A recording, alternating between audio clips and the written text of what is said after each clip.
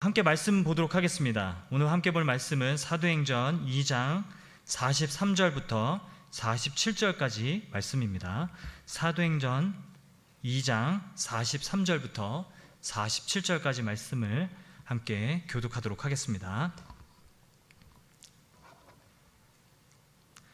사도행전 2장 43절부터 47절까지 말씀을 함께 교독합니다. 제가 먼저 읽겠습니다.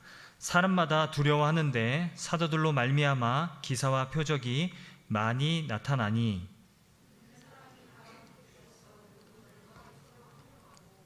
또 재산과 소유를 팔아 각 사람의 필요를 따라 나눠주며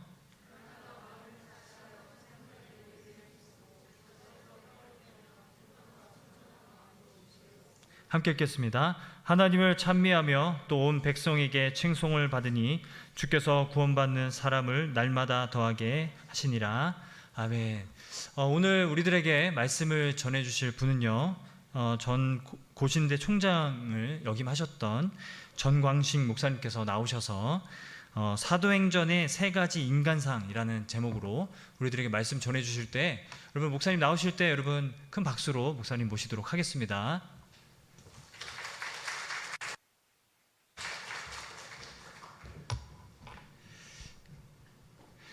제가 오전 예배에는 말씀을 드리지 않았습니다만 부산에 있는 제가 우리 충정교회 여러 번 왔었는데 그 온 이유는 우리 옥 목사님 제가 같이 공부를 같이 했습니다. 제가 나이는 조금 미칩니다만은 본래 그 학부 때부터 입학 동기이기도 하고 또 했는데 저는 이제 고신에 남아가지고 학문의 길을 걷고 또 직전에 학교 총장까지 역임하고 그래 했는데 아직도 학교에 그냥 교수로 남아 있습니다.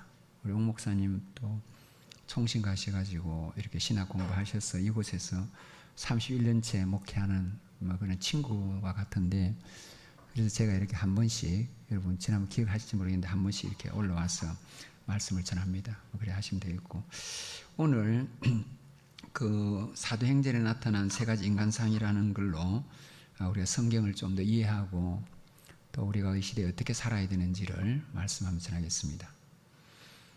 본문이 나오는 사도행전은 그 신약 성경의 대표적인 두 부분인 복음서하고 서신서의 중간에 있는 책입니다. 말하자면 그것은 마치 앞 동네와 뒷 마을을 이어주는 다리, 교량과 같이 그 앞에 나오는 예수 그리스도의 복음하고 뒤에 나오는 이 복음으로 인해서 변화된 사람들, 사역자들, 교회들과의 어떤 연관이 있는지를 잘 보여주는 그런 역사적인 기록의 책입니다. 이 성경은 신약 성경 27권 가운데 유일한 역사서로서 만일 구약의 한 역사서가 없다면 구약 역사의 일부분이 누락될 수 있는 데 비해서 신약 성경에서 만일 이 사도행전이 빠진다면 신약의 모든 역사가 다 사라질 정도로 사도행전의 중요성은 이루 말할 수 없습니다. 그럼 이 사도행전은 도대체 무슨 책일까? 연구가들의 한결같은 이야기를 빌리면 먼저 사도행전은 성령행전이라고 말합니다. 자, 여러분, 하나님의 그 삼위일체 하나님의 역사를 성경적으로 보면 아무래도 구약은 성부 하나님이 대표한 활약한 주 무대였고, 신약의 복음서는 성육신 하시고 고난받으시고 십자가 달리시고 부활하신 예수님의 모노드라마라면 사도행전과 그 이후의 역사의 주인공은 성령님입니다. 여러분, 따라서 사도행전에는 비록 그 명칭에는 사도라는 말이 들어있습니다만은 실제로 사도들은 그 성령님이 사용하신 도구에 불과하고 진정한 사도행전의 주체는 사도들이 아니라 성령님이라고 할 수가 있습니다. 두 번째로 사도행전은 선교행전입니다. 예수님의 지상사역의 마지막에 예수님께서 너희는 가서 온 족속으로 제자를 삼으라 라고 말씀하셨습니다. 그리고 사도행전 1장에 성천 직전의 마지막 당부에서 하시는 말씀이 너희는 땅끝까지 이르러 내 증인이 되라 라고 했습니다. 이러한 대명령을 들은 그 제자들이 그 명령에 순종하여서 제자 삼고 땅끝까지 복음 전하는 이런 모든 과정에 대한 기술이 사도행전입니다. 여러분, 따라서 이 책은 예루살렘에서 시작하여 여리고와 사마리아를 거쳐서 안디옥을 거쳐서 로마로 뻗어가는 기독교 초기 30년 동안의 선교사라고 할 수가 있습니다. 마지막 세 번째로 사도행전은 복음 사역자 행전입니다. 인류가 줄곧 고민해 오던 문제는 어떻게 죽음을 극복하고 영생이란 걸 얻으며 구원에 이를까라는 문제인데, 이것의 정답이 복음에 있습니다. 이런 예수 그리스도의 복음은 정말 그것을 발견한 자들에게는 너무 놀랍고 신비롭고 특별히 베들레헴 들녘에서 천사가 전한 그런 기쁜 소식을 생명을 걸고 전하는 자들의 기록이 사도행전입니다. 여러분, 따라서 사도행전의 저자인 누가는 이러한 인물들이 누구이며 언제 무엇을 어떻게 왜 했는지를 자서전적으로 소상하게 적고 있는데, 대표적으로 우리가 아는 베드로와 요한, 빌립과 스데반, 바울과 바나바와 실라 이야기만 나오는 것이 아니라 이 복음 전도의 역사에, 복음 역사에 나타난 그런 어쩌면 소소해 보이는 인물들, 그들의 아름다운 스토리도 등장을 합니다. 예를 들어서 베드로가 도망을 와가지고 탈옥을 해서 도망을 와서 문을 두드릴 때에 그 문을 열어준 베드로의 목소리를 듣고 너무 반가워해서 문을 열어준 로데라는 소녀 이야기, 바울의 설교를 듣고 졸다가 2층 창문에서 바닥에 떨어진 청년 유두고 이야기, 이 하나님 나라의 역사에 이 모양 저런 스토리로 아름답게 장식한 이런 인물들이 등장을 합니다. 자, 오늘 이 시간에는 이렇게 등장하는 사도행전의 숱한 인물들을 우리가 대표적으로 세 부류로 찾아가지고 이 시대의 사도행전의 교회와 같은 오늘 우리에게, 그리고 이 시대의 예수님의 제자와 같은 우리에게 무슨 의미가 있는지, 또 우리는 어떤 유행인지를 생각하면서 은혜를 나누고자 합니다. 첫 번째 사도행전에 나오는 인물 유형은 욕심쟁이 유형입니다. 우리가 성경에서 욕심쟁이 유형을 이야기하자면 구약에서는 변화되기 이전에 야곱이 예를 들 수 있고, 야곱의 예를 들 수 있고, 신약에서는 이 사도행전 8장에 나오는 시몬의 예를 들 수 있습니다. 베드로도 옛 이름이 시몬이지만은 지금 말하는 이 시몬은 사마리아 사람 시몬입니다. 이 시몬은 예수님을 믿고 세례를 받고 신자가 되고 심지어 사역자가 되었습니다. 그럼 어떻게 이 사람이 신자가 되고 사역자가 되었을까? 자, 여러분 다시 한번 기억해 보십시오. 예수님께서 승천하기 직전에 제자들에게 땅끝까지 복음을 전하라고 하시면서 특별히 지정한 지역이 있습니다. 첫째는 예루살렘, 그 다음에 온 유대, 그 다음에 사마리아입니다. 그런데 예루살렘의 교회들이 성령 충만 받고 우리 한국 교회 성장과 비교를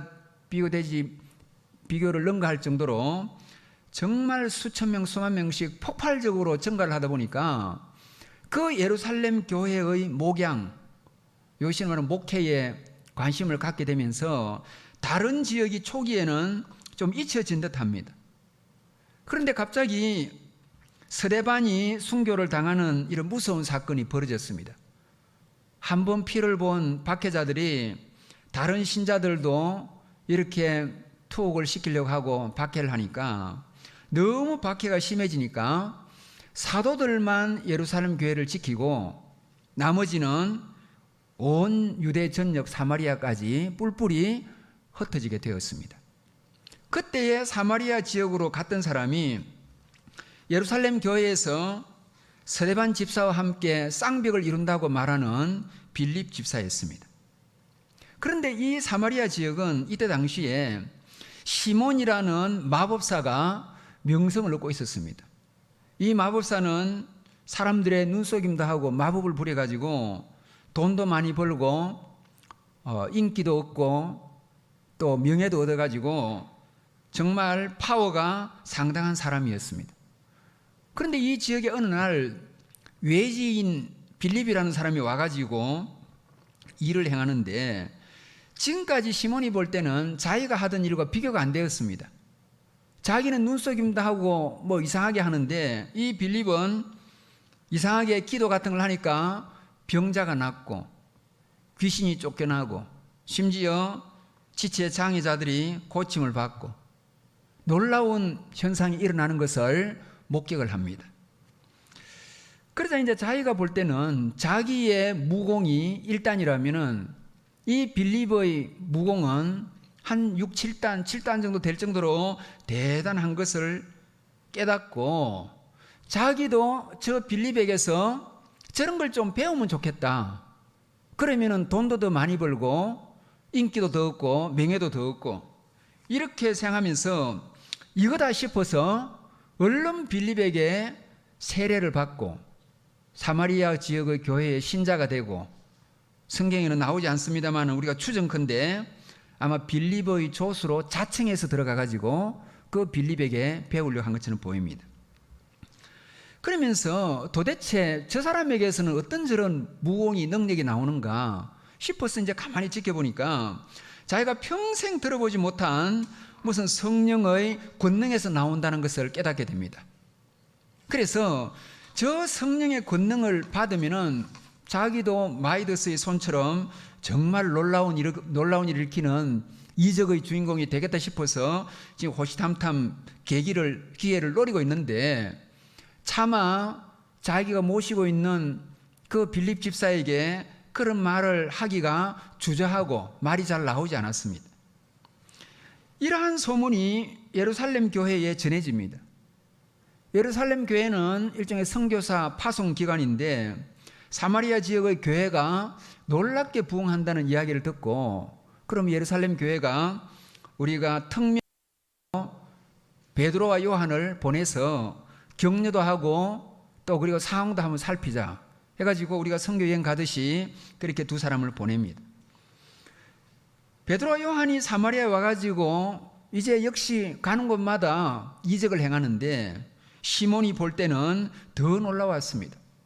마치 빌립 집사가 행하는 무공이 7단쯤 되었다면 베드로와 요한의 그런 역사는 9단이 될 정도로 예를 들면 그런 식인데 정말 안수를 하면 사람이 변화되고 가슴을 치면서 회개하고 병자가 낫고 귀신이 떠나가고 놀라운 일이 벌어졌습니다. 그래서 시몬이 차마 자기가 모시고 있던 빌립에게는 말하지 못하던 것을 분명히 예루살렘에서 온 이 두 분은 더 능력이 대단할 뿐만 아니라 이곳에 사는 분들이 아니고 잠시 왔다가 가는 분들이니까 자기가 한번 부탁을 하고 접근을 해보자 해가지고 돈보따리를 가지고 은밀하게 베드로에게 면담을 요청했습니다. 베드로가 분명히 아마 사마리아 지역의 빌립의 조수니까 이 사마리아 지역의 교회의 현황을 자기에게 알려든지 기도를 요청하든지 뭐 도움을 요청하지 그럴 걸로 생각했어서 만났을 것입니다. 그런데 만나보니까 어떤 놀라운 일이 벌어지냐 하면 이 빌립의 조수라는 자가 돈보따리를 갖다 내놓으면서 나도 당신이 갖고 있는 그 능력이라는 거 성령의 권능이라는 걸 이 돈을 주고 좀 살 수 없겠습니까? 혹시 이 돈이 모자라면 내가 돈은 더 있으니까 더 드릴 테니까 좀 팔으라고 이렇게 요청을 합니다. 여러분 베드로가 얼마나 놀랐겠습니까? 그것도 다른 사람이 아니고 빌립 집사의 조수가 이런 말을 하니까 베드로가 너무 안 그래도 베드로가 입도 거칠고 성질도 있는데 사도행전 8장 20절 이후에 보면 신약에서 가장 긴 욕설이 나옵니다. 이렇게 나옵니다. 너는 마음이 바르지 못한 자다. 너는 악한 자다. 너는 악독이 가득한 자다. 너는 불의의 메인 자다. 그러면서 베드로가 거룩한 분노로 차가지고 이렇게 내뱉습니다. 너는 앞으로 이 복음과 관계할 필요도 없고 이 복음에서 내게 돌아갈 목도 없고 나아가 너는 네 돈과 함께 망하라, 망해 뿌리라 이러면서 심한 저주를 퍼붓습니다. 아마 베드로도 여러분 너무 심했다고 말했다 싶었는지 마지막에는 조금 있다가 너 같은 자도 악함을 회개하면 살 길이 있을지 모르겠다 이렇게 말하면서 그를 물리치고 맙니다. 자, 여러분, 이 사람이 교회 바깥에 있는 사람 아닙니다. 교회 안에 있는 사람이고 그것도 사역자입니다. 어떻게 여러분 교회 안에 이런 사람이 있을 수 있는가? 사도행전은 오늘 우리에게 다시 경각심을 주면서 깨닫게 하고 우리도 하나님 앞에 좀 주의할 것을 가르칩니다. 여러분, 시몬이라는 이 욕심쟁이는 어떤 자입니까? 여러분이 청년 대학생들이니까 분석을 해보면 첫째는 영적인 일에 완전히 무지한 자입니다. 영이 뭔지를 모르고 영의 세계가 뭔지를 모릅니다. 말하자면 돈으로 영을 살려고 하고 재물로 성령을 살려고 하니까 어떻게 교회 안에 이런 발상을 하는 자들이 있는지 생각될 정도로 무식하고 어리석은 자입니다. 여러분, 오늘날 이 시대에도 마찬가지입니다. 이 시대에도 영의 생애를 모르고 교회에 오는 게 국회의원 출마하고 정치인들 표 얻으러 오는 사람도 있습니다. 영의 세계를 전혀 모르고 교회를 뭘로 보입니까? 교인을 표로 보이는 겁니다. 많은 국회의원들이 교회도 등록해놓고 그리고 절간에도 등록해서 보살 이름을 받고 법명을 받고 그리고 천주교도 등록한 사람들이 있는데 여러분, 이런 사람들이 교회를 뭐로 보겠습니까? 그런 사람들이 예를 들어서 교회의 장로고 집사가 된다면 그 교회가 어떻게 되겠습니까? 여러분, 그러니까 적어도 우리가 하나님 앞에서 일을 하려면은 내가 세상의 교양이나 지식은 많이 없더라도 영적인 일을 알아보는 기본적인 영적인 안목이라도 있어야 되는데 여러분이 지금 청년대학부 일을 하는데 영적인 일을 하나도 모르고 기도도 뭔지 모르고 그냥 모임의 회장이랍시고 모임의 임원이랍시고 그래 한다면 그 단체가 어떻게 되겠습니까? 중정교회는 그런 사람이 없을 걸로 생각합니다만은 자, 이렇게 하나님의 가르침은 하나님의 가르침으로 받아야 되고 영의 세계는 영으로 받아야 됩니다. 오늘 여러분, 하나님의 가르침을 세상적인 이데올로기로 접근을 해가지고 엉뚱하게 말하는 사람이 있습니다.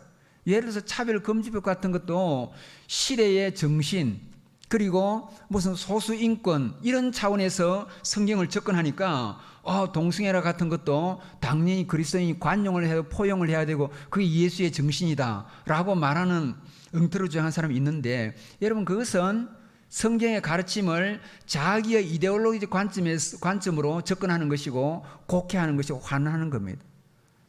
여러분, 하나님의 말씀은 1.1획도 변함이 없고 때로는 해석이 필요한 것도 있지만은 때로는 말씀 그 자체가 진리입니다. 설령 내 이성에 맞지 않고 내 합리적인 판단에 맞지 않고 시대 정신에 뒤떨어지고 그 다음에 시대의 흐름과 뒷맞다 하더라도 시대 정신이 맞는 게 아니라 하나님의 말씀이 맞는 거라고요. 여러분, 우리는 이런 소리를 하면 몸 배운 사람들이 뭐 굉장히 무식해가지고 엉뚱한 소리 한다. 여러분, 그거 아닙니다.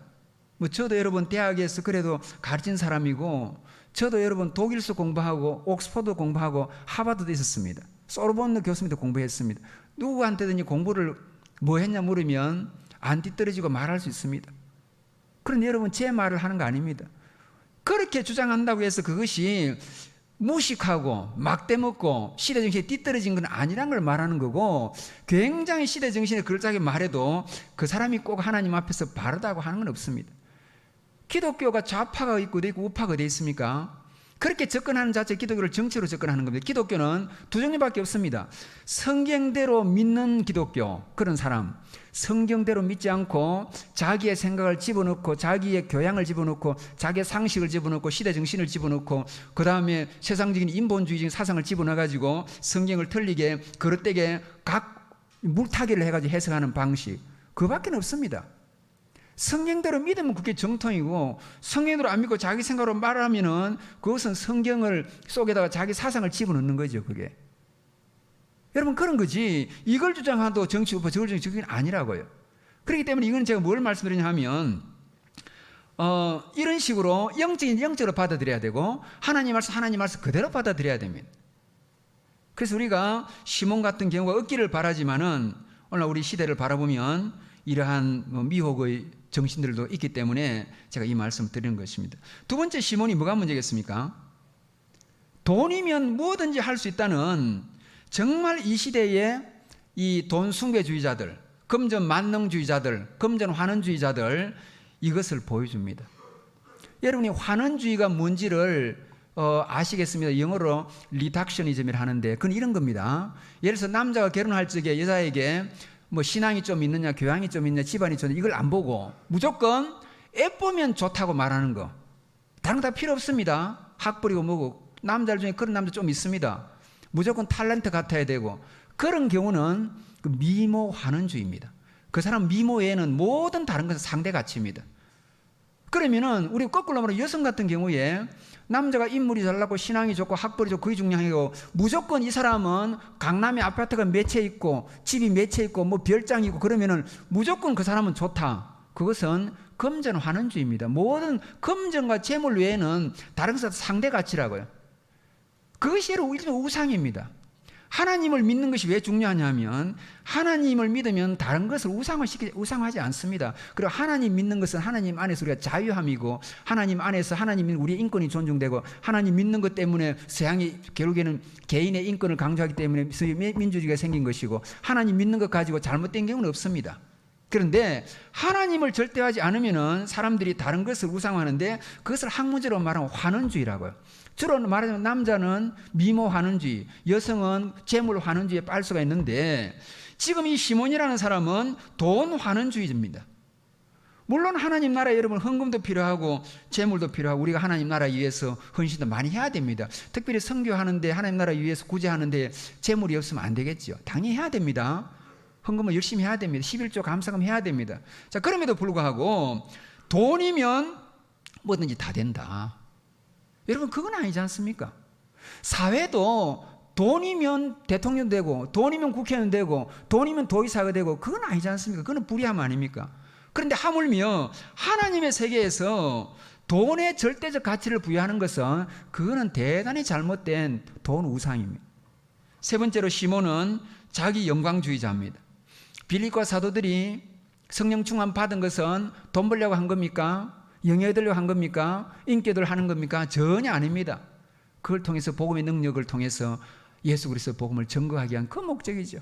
근데 시몬이라는 사람은 그걸 가지고, 능력을 사가지고 돈을 더 벌고 더 치부하고, 그리고 더 인기 얻고 더 명예 얻고, 그런 것입니다. 그래서 우리가 하나님 나라 일을 한다고 하면서 자기 명예를 추구한다든지 자기 영예를 추구한다든지 자기 이익을 추구하는 것은 정말 우리가 하나님 앞에서 조심해야 될 일입니다. 자, 정리하면 이렇습니다. 시몬이라는 갑자기 등장한 이 인물을 성경에서 왜 넣었을까? 그것은 오고 오는 지금 우리까지의 앞으로의 세대에도 혹시나 이런 사람이 교회 안에 있을까 싶어서 하나님께서 경종을 주신 건데, 이 사람이 무슨 문제가 있습니까? 이 사람의 행동을 보면 성령 충만을 돈으로 살려고 했으니까 그 수단과 방법이 잘못되어 있습니다. 그것도 자기 인기와 돈과 영광을 위해서 하려고 했으니까 그 목적도 잘못되었습니다. 더 나아가 가지고 하나님의 일을 영적으로 이해해야 되는데 물질로만 가지고 접근하니까 이 사람은 그 시각과 관점이 잘못되었습니다. 한마디로 말하면 세상물이 많이 든 사람입니다. 오늘 하나님 나라에 여러분 젊은 세대들은, 제가 젊은 세대를 보면서 때로는 기성세대보다 세상물이 더 빨리 드는 경우도 있더라고요.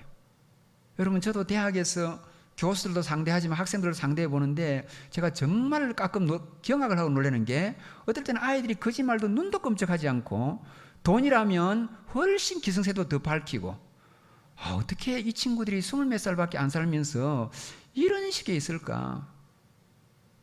여러분 외국 학생도 가끔 그래요. 지원하려고 보면 이쪽에서 다 지원받아 놓고 전혀 돈이 없다고 딱 잡아떼는데 도와달라고 하는데 나중에 보면 다른 사람이 도와주는데도 안 도와줬다고 잡아떼고.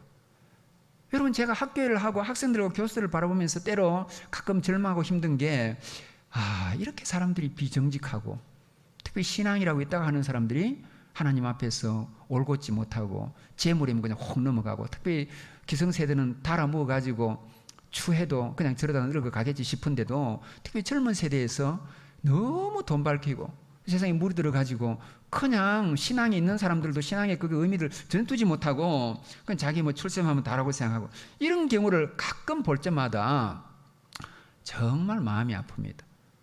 우리 충정교회 모든 청년하고들은 하나님 앞에서 이런 식으로 살지 않고 정말 좀 더 신앙인답게 좀 더 믿음으로 살아가는 그런 분들 되기를 바랍니다.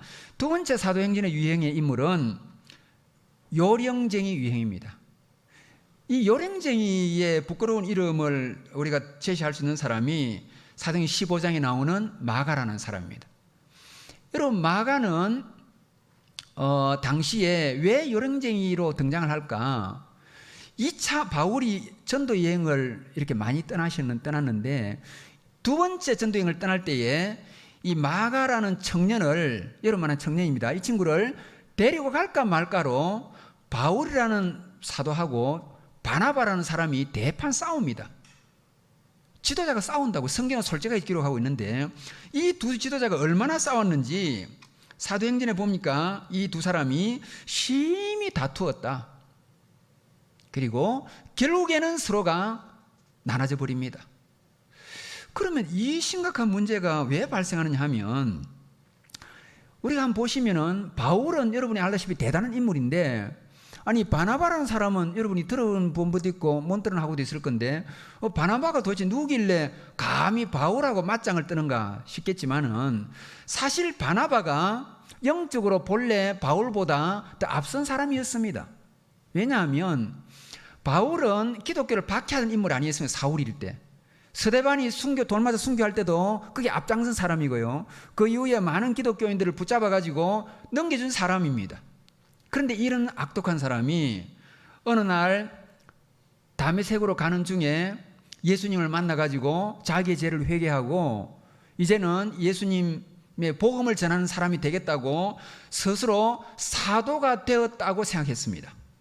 자기 스스로 그렇게 생각했습니다. 그래서 예수님 만나고 나서 자기의 죄를 회개하기 위해서 아라비아 사막으로 3년을 갑니다. 아마 거기서 자기 지금까지 교회를 해친 것을 회개했겠죠. 3년간 아라비아 사막에 있다가 그 다음에 예루살렘으로 가가지고 자 이제 내가 사도다라고 떠들고 다닙니다. 여러분 생각해 보십시오.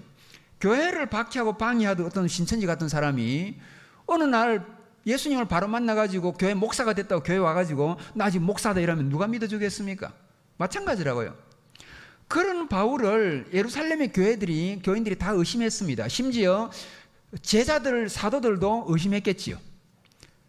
바울은 억울하고 나는 이제 변화되었고 예수님 만나 변화되었다 하는데도 지도자들은 그를 신뢰하지 않고 의심의 눈치를 바라봅니다. 이럴 때에 이 바울을 데리고 다니면서 이 사람이 진짜 변화된 사람이다 옹호해 준 사람이 이 바로 바나바고요.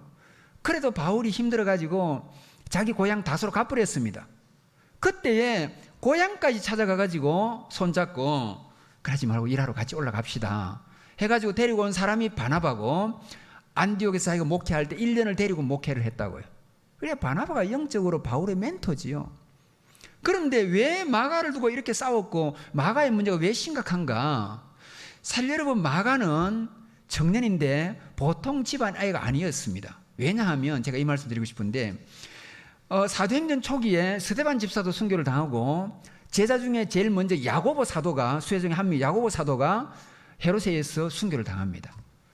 그런데 그럼에도 불구하고 기독교가 자꾸 성장을 하니까 이 당국에서 우두머리를 잡아서 처형을 해야 끝난다 해서 알아보니까 베드로가 우두머리입니다. 그래서 베드로를 긴급히 체포해가지고 감옥에 가두고 예수님을 한때 자기들이 부활한 예수님을 놓쳤다고 생각해가지고 양쪽에 쇠사슬을 묶고 양쪽에 지키고, 군인들이 지키고 문 앞에도 지키고 앞에 철문도 지키고 다 지키고 다음날 되면 베드로를 처형하려고 그랬습니다.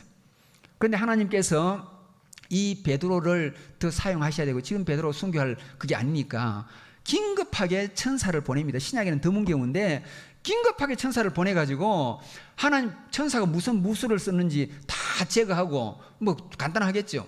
베드로 보고 그냥 뛰어나오라 안 하고 신발 신으라, 혁대도 띠도 매라, 그리고 그도 걸치라 해가지고 데리고 나오는데 베드로는 자다가 그냥 비몽사몽입니다. 이 뭐 어디로 가는지도 모르겠고 왜 풀는지도 모르겠고 그냥 따라가는데 한참 이제 추격을 할 수 있으니까 감옥권에서부터 멀리 떨어지고 난 때 도착하니까 새벽이 되었어요. 그 천사가 안전하 싶어서 가라 하고 천사는 가버렸습니다. 베드로가 정신을 차려보니까 어디 와 있는데 어디로 가야 되겠습니까? 그러면은 여러분 자칫하면 추격을 당하는데 어디로, 그 예루살렘 커봤자 얼마 되겠습니까? 인구가 사막으로 숨어야 됩니까? 자기 탈옥수니까 이제는 어디 뭐 사막으로 들어가서 강으로 가야 되겠습니까? 산으로 가야 되겠습니까?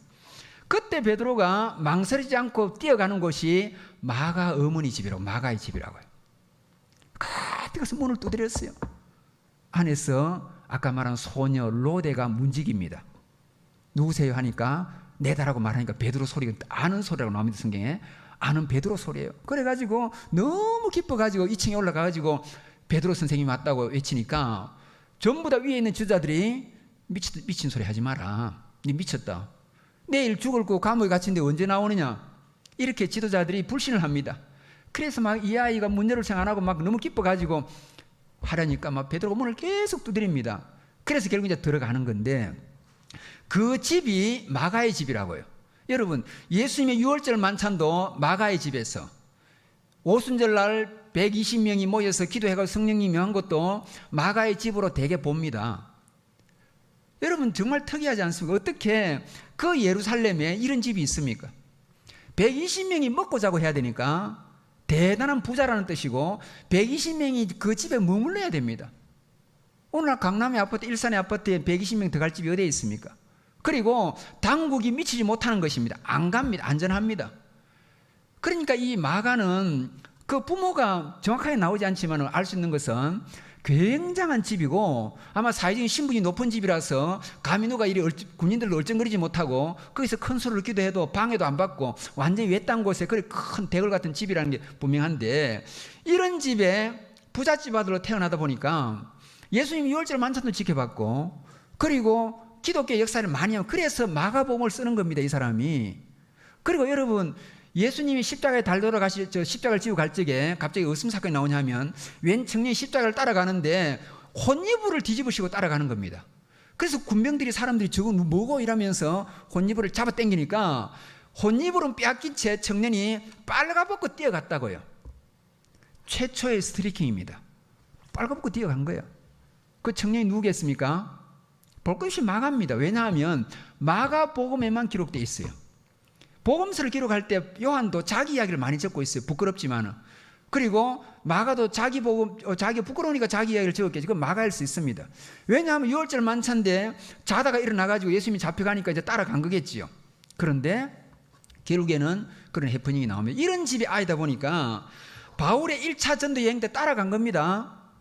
그런데 자기는 해외여행, 선교여행 간다고 뭐 유럽이나 선교여행 간다고 우리 식으로 말하면 놀러 따라갔는데 가보니까 굶주리지요, 헐벗지요, 잠도 못 자지요, 때로 박해도 있지요. 아직 박해가 본격적으로 몰아닥치기 전에도 지중해 배 타고 딱 건너고 나서는 자기 더 이상 못 가겠다, 돌아가겠다. 그냥 편안히 살던 아이다 보니까 바울이 너무 마음이 상했어요. 네가 안 오면은 다른 사람이 와가지고 있어야 되는데 네가 끼어가지고 결국은 복음 전도가 이렇게 방해를 받는데 바울이 얼마나 화가 났겠습니까? 그래서 가라 그랬어. 가려면 가라 이랬어. 그리고 나서 이제 2차 전쟁을 하다 보는데 다시금 이제 마가가 또 갈락하는 겁니다. 얘는 또 다른 지역으로 가니까 따라가 보려고. 그러니까 베드로가 니 못 간다 이랬어.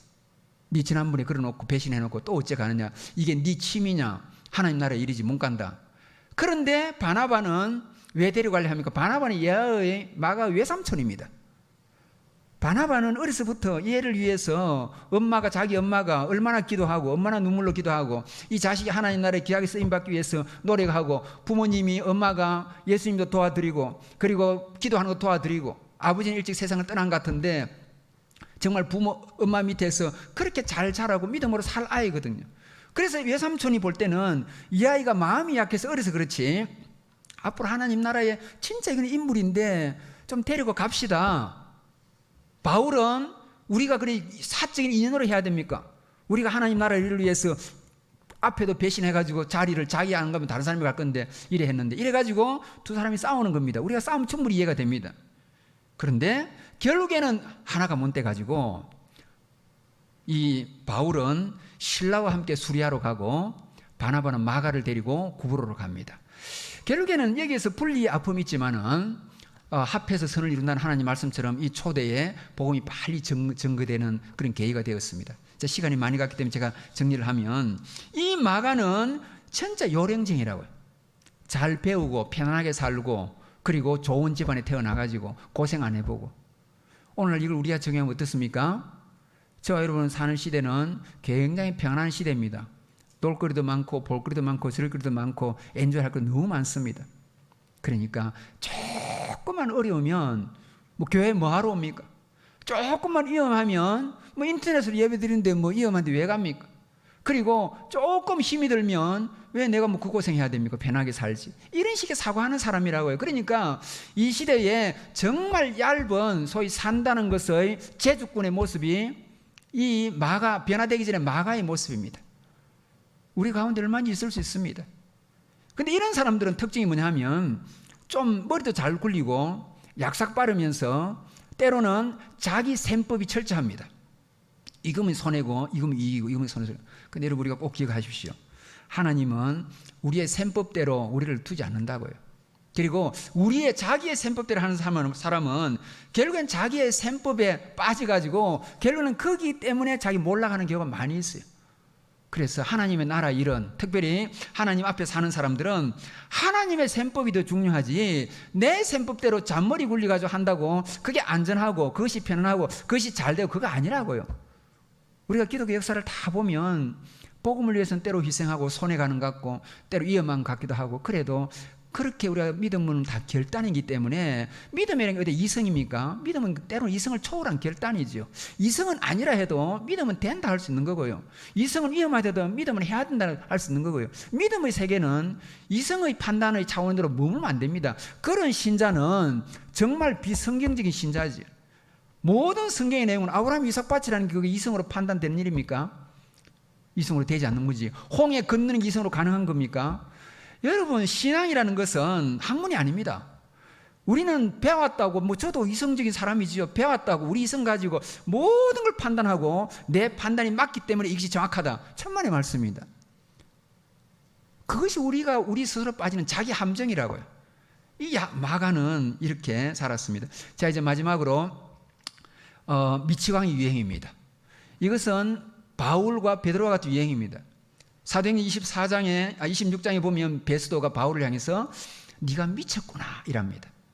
이 사람은 총독이고 유명한 사람인데 왜 베드로 바울이 그렇게 공부를 많이 하고 가말리엘 문화에서 요즘 말하면 옥스퍼드나 하버드 나온 사람이고 그래다가 유대인 중에 유대인이 로마 시민권도 가진 사람이 왜 이스라엘의 무슨 예수라는 사람을 위해 자기 생명을 거는가? 로마의 지식인이 볼 때 위정자가 볼 때는 미친 거죠 그냥. 그런데 여러분 놀라운 게 뭐냐면 하나님의 영의 세계를 모르는 일반 상식적인 사람이 보면 미친 겁니다. 그건 미친 겁니다.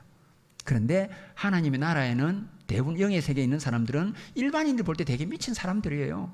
되게 미친 사람들처럼 보인다고요. 그게 사실 하나님 나라의 정상입니다. 그리고 더 놀라운 것은 하나님의 나라는 이런 몇몇 안 되는 미치갱이 같은 사람을 통해서 하나님 나라가 이루어지는 겁니다. 톨스토이 말에 의하면 온 세상을 불태우는 데에는 12개의 성냥개 필요 없습니다. 하나의 성냥개 하면 바울 한 사람 하면 로마 그것쯤이야 태울 수 있습니다. 왜 신천지가 이리 심하고 왜 차별 금지니 뭐니 온갖 소리 해가지고 이슬람이 저리 심한데 왜 이 땅에 이렇게 기독교가 공세도 못하고 대호 정비도 안 되고 수세에 몰려가지고 흐득거리고 비틀거리고 왜 이렇습니까? 요즘 우리가 여러분 사실은 신자들뿐 아니고 과거에는 젊은이라도 어떤 복음에 대한 불타는 열정이 있었고 요즘은 이런 젊은이들은 열정이 없고 아니면은 사역자 교역자들이라도 불타는 사람이 있어야 되는데 요즘은 다 놀자판이고 그냥 적당주의고 그냥 대충 살아간다고요.